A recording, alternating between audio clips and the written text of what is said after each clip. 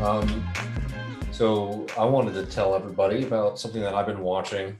One thing, just in general, if you've been watching the gems over this period of time, or just really paying attention to politics, one of the biggest things that you need to dissuade yourself of from kind of like typical political analysis is this idea that like the stock market is like an index of the real economy. Obviously, like that's 101. That's like the beginning of like starting to think like a socialist and understanding that that is a profit system for a very specific group of people in the society.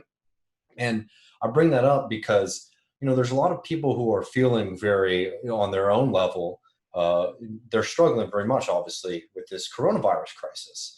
And then you see, you go on CNN or you turn on MSNBC or any of these major cable news channels, and you see, a rebound in the stock market, and it can be very confusing to folks. It's really important for people to understand, like that is not a reflection of the real economy. In fact, that kind of exuberance usually is an example of something bad to come in the near future. And I bring that up because I wanted to point people to start, to think about, what they should be watching, and specifically, you should be watching what the banks are doing. Not because the banks always get it right; they certainly have the same kind of tendencies and are just as exploitative as people on the stock market. Um, but they oftentimes have at least a longer term goal than just people who are participating in short transactions on the stock market. I bring this up because um, one of the big stories over the past few days has been that the three largest banks in the United States, Wells Fargo, JP Morgan Chase, and Citigroup, have set aside $28 billion dollars to cover future losses. Now, that's really what you should be watching, because that is a completely different index and barometer for how a class of analysts who basically are watching like the general economy are reacting to the shifts that have been happening. And just before I get into the larger analysis, like here's a quote from Jennifer Pipsack, JP Morgan's chief financial officer. We'll expect to gain more visibility on the damage that we're dealing with over the coming months. JP Morgan is predicting that the unemployment rate is going to remain in double digits for the rest of the year. Wells Fargo as well has a unemployment forecast in the same area. And just so people understand too, this does not mean that these banks are not profiting immensely from the situation. In fact, JP Morgan is receiving record revenue. But what they're doing with that is they're actually stockpiling away because they expect that the loans they've given out, especially over the past few months, are going to go bad in the near future. And on top of it, it's not just American banks, obviously, and European banks is a whole other conversation, honestly, with how they participate. But they failed stress tests from the Federal Reserves that showed that they are very exposed and are very likely to, face pretty severe consequences from being exposed as people are unable to pay their loans in the next few weeks and months, and today. So the people who are trying to take a little bit of a longer term in the economy, who have every benefit in the society, including a Federal Reserve, which is being very, very proactive in protecting them. So I'm not even saying what they're doing is adequate. What I'm saying to you is that like those people are looking at what's going on in the United States economy, and they're saying this does not look very promising for the near future. I'm not saying that it won't be promising for their own personal bank accounts, but they think that there's going to be more pain to come. And it's obvious that we're in this kind of crisis. For 14 weeks, over a million people have been 14 weeks, over a million people have been filing for first-time jobless benefits, unemployment benefits. That's ridiculous. I mean, that's pandemic, that's Great Depression level numbers, and it's only becoming, it only gets missed by most of us because this time is so exceptional for all of us. And like, yes, there have been some modest like recoveries, and that's why you see the stock market becoming so exuberant over the past few weeks and months, is because yes, you have seen some people go back to work. But look, we are still in a situation where the payroll employment rate is 14.7 million less than it was just in February. I mean, if you think that we've come anywhere close to out of this crisis, you're wrong. And obviously, the big fight that we're facing right now is maintaining the small amount of benefits that people got in the first place that allowed there to be any kind, like that allowed an even worse catastrophe from happening. If the Republicans hold out and try to prevent unemployment benefits, um, from, let those expire, it's going to get way worse. Literally, the unemployment benefits have been pumping in around $18 billion a week into an economy that, for the most part, is shut down. Without those kind of benefits, things would be so much worse right now. And obviously, the economic arguments that the GOP is making, that this disincentivizes work, are completely bogus. In fact, these unemployment benefits are probably the only reason that there has been any job gains or that there's any work going on across the board, because if people weren't able to afford food, services, and rent at all, then we wouldn't have any kind of economic activity. Last week we talked about the crisis when it comes to people being unable to pay their rent. It looks like people are now defaulting on the mortgage payments. Amazon, Kroger, Stop and Shop are now ending their hero pay. Um, and last thing, just to note on the people who are coming back to work, most of those people are just people who are being, rehired from jobs that they were laid off from like 2 months ago, right? So that's not even a proper job growth. And, kind of more anecdotal evidence is showing that we're seeing a decline in job postings on, the major internet job boards and things like of that nature.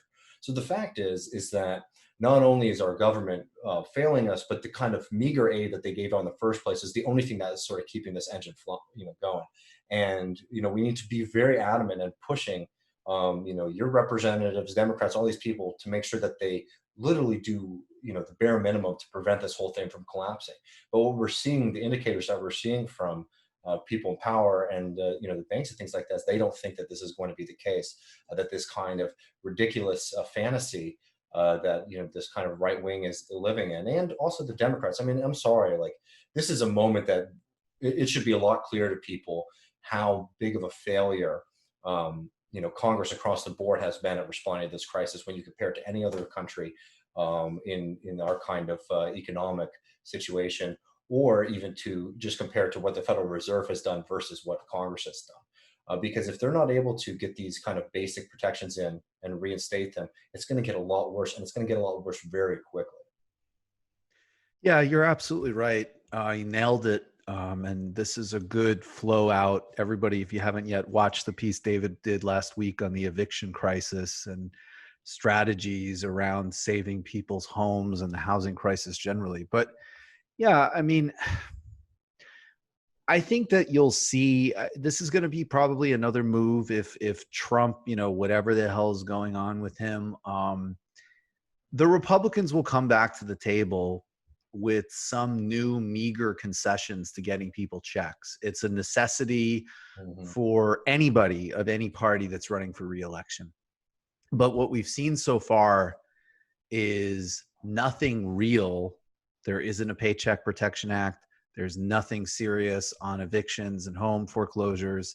Um, and, these bills, like most infamously the CARE Act, over 90% of it is just a complete federal consolidation and redistribution of money for monopoly capital in the United States. Mhm. So even though there's like, I don't know, wouldn't even say there's optimism. There is a necessity that there will be some response. There will be some sugar put into the system because nobody's going to go to the ballot box with, voting down tens of millions of people getting some, I don't even know what to say, absolute bare minimum relief, even though these checks are completely insufficient. They Mhm. should be, at a bare minimum $2,000 a month for every American, along with, of course, implementation of measures on healthcare and housing immediately.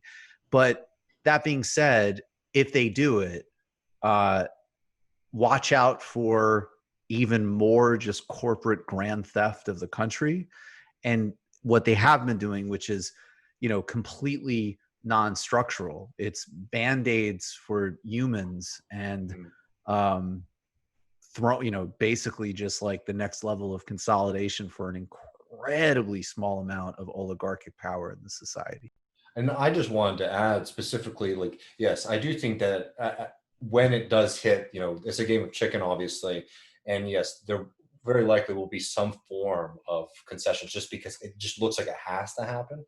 But what it looks like the GOP is really fixating on trying to do is trying to make sure that employers have no legal liability to take care of people, which is is so horrible in any kind of circumstance, but especially now, especially when the beginning of this fight, the labor fight at least, was about, yes, making sure that people are getting extra wages and aren't, losing their jobs and things of that nature, but also making sure that bare minimum, cuts to production, for example, we're talking about Tyson Chicken and all these other corporations that are continuing to not only exploit their employees, but like putting them at severe risk of, I mean, Tyson and all of these meat packing facilities became super spreaders in their region, because these corporations were completely unwilling to do the basic kind of safety procedures necessary. And the Republicans are basically hoping that they, thinking that they're going to be able to squeeze that out of the Democrats, by basically holding the rest of the economy hostage. Um, saying we won't give you the benefits unless you, make a law that prevents, any lawsuits against an employer for not obeying basic safety standards, which is ridiculous. So it's multifaceted too, and like we have to be adamant. And it's difficult to do right now, obviously, because of the quarantine and where we are. But this is a very serious life or death situation for so many people. We can't let people fall through the wayside, um, right now more than ever. You just watched a Michael Brooks show video. Subscribe to get them all. Why wouldn't you? Don't be foolish. Click subscribe below and become a patron as well. Patreon.com/TMBS. Thanks, everybody.